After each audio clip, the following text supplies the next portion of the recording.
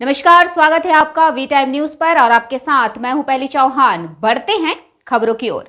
सूरत police को cyber गुलामी के मामले में एक बड़ी कामयाबी मिली है। इससे पहले 3 आरोपियों को गिरफ्तार किया गया था, जिसमें एक और एजेंट भी शामिल था। चौथे आरोपी वडोदरा के सब एजेंट आकिब हुसैन को गिरफ्तार किया गया। इससे पहले दीपेंद्र चौधरी, प्रीत कमानी और आशीष राणा को गिरफ्तार किया गया था। એમાં હવે અમે લોકો એક ચોથો એજન્ટ પકડી લીધું છે. એ વડોદરાનું છે અને એમનું નામ આકિબ છે. એ એકચ્યુઅલી સબ એજન્ટ તરીકે કામ કરતો હતો. એમનો કોઈ સીધો કમ્યુનિકેશન હાલ સુધી તપાસમાં બહાર નથી આવ્યો કે સીધો ત્યાં સાયબર સ્લેવરીની ગેંગ સાથે જોડાયેલો હોય મ્યાનમારમાં. એવું કોઈક નથી, પણ કોઈ બીજા એજન્ટ સાથે કામ કરતો હતો. તો એમ સબ એજન્ટ તરીકે એમને 2 માણસો અત્યાર સુધીમાં મોકલ્યું છે ત્યાં, અને એના માટે એમને જે કમિશન મળી છે એ 21,000 રૂપિયાની છે. એના સિવાય અત્યાર સુધીમાં તપાસમાં એમ સામે આવ્યું છે કે જે સૌથી મોટો જે એજન્ટ છે દીપેન્દ્ર ચૌધરી, એ હાલ સુધીમાં એમના મોબાઈલથી અમે લોકોને જે મળ્યું છે એમાં 30 જેટલા બિનાન્સ અથવા ટ્રસ્ટ વોલેટનો ટ્રાન્ઝેક્શન્સની વિગતો છે. એના સિવાય અમે લોકોને 51 જેટલા પાસપોર્ટો પણ મળ્યા છે, પાસપોર્ટની કોપી એમના ફોન પર.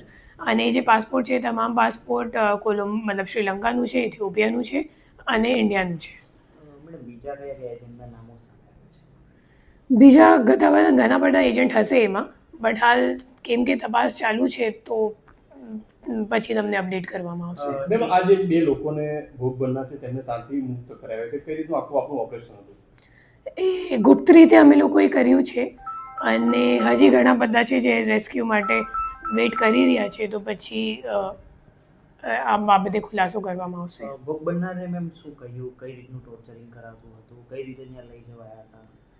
તો ભોગ બનનારનું જ્યારે અમે લોકોએ વાત કરી તો સામે આવ્યું કે એ લોકો એને ગન પોઈન્ટ ઉપર, કેમ કે શું છે એ લોકોને જૂઠ બોલીને અહીંથી લઈ જવામાં આવતો હતો કે તમારે બેંકોક ખાતે જોબ આપવામાં આવશે, પણ ખરેખર જોબ બેંકોકની મ્યાનમારમાં હતી અને એ લોકોને ઇલીગલી બેંકોકથી થાઈલેન્ડ અને થાઈલેન્ડનું બોર્ડર ક્રોસ કરાવીને મ્યાનમાર લઈ જતા હતા.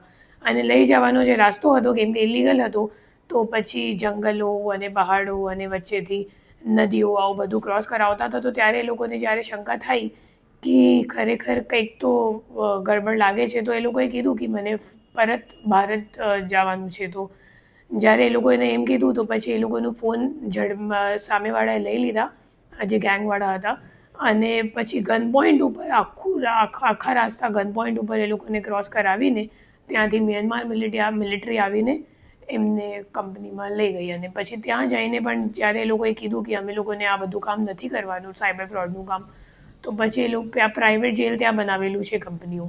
તો કંપનીઓ પછી ત્યાં પ્રાઇવેટ જેલમાં જે લોકો ના પાડે એમને જબરદસ્તી પછી ત્યાં મૂકી દે અને જમવાનું નથી આપતા અને ટોર્ચર કરે છે, શોષણ કરે છે. તો શું થાય, પછી જે ભોગ બનનારો છે એ લોકો થકારીને પછી હા પાડી દે, કેમ કે એ લોકો પાસે પૈસા તો હોતો નથી કે પરત જવા માટે. એ લોકો 3.5 કે 4 લાખ રૂપિયા માંગે, તો એ લોકો પાસે પૈસા નથી હોતા, તો પછી જે લોકો હા પાડી દે અને જબરદસ્તી એમના પાસેથી કામ સાયબર ક્રાઇમનું કામ કરાવવામાં આવે છે.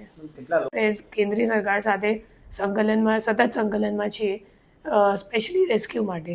જે લોકો ત્યાં ઓલરેડી ફસાયેલા છે એમને રેસ્ક્યુ માટે.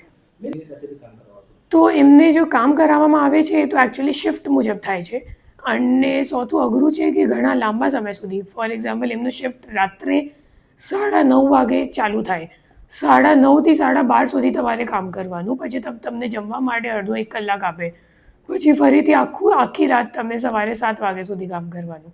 પછી 7 વાગે એ લોકોને ફ્રી કરે, પછી બપોરે 1 વાગે ફરીથી બોલાવી લે કે 1 વાગે આવો અને ફરીથી કામ કરો. પછી શિફ્ટ ચાલે 7 વાગ્યા સુધી, પછી વચ્ચે થોડુંક ફ્રી ટાઈમ આપે. અને અઠવાડિયામાં 2-3 વખત એ લોકોના માણસ, જે કંપનીઓના માણસ છે, એ લોકો આવીને બધાનો ફોન વગેરે પણ ચેક કરે છે.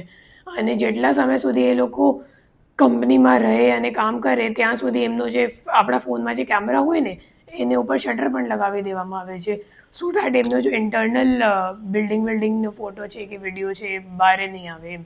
પછી એ લોકો જ્યારે હોસ્ટેલમાં પરત આવી જાય ત્યારે એ લોકો ફેમિલી સાથે વાત કરે, બટ એમાં પણ મોનિટરિંગ સતત ચાલુ રહે. મતલબ એ લોકો સરપ્રાઈઝ ચેક કરવા માટે આવી જાય કે કોની સાથે વાત કરો છો અને તમારા ફોનમાં શું છે, ગેલેરીમાં કોઈક વિડીયો કે ફોટા તો નથી ને, અહીંયા ઇન્ટરનલ ફોટા વિડીયો, તો એ સતત મોનિટરિંગ પણ એ લોકો સર્વેલન્સ રાખે જ છે. वी टाइम न्यूज के लिए सूरत से अंकित दुबे की रिपोर्ट.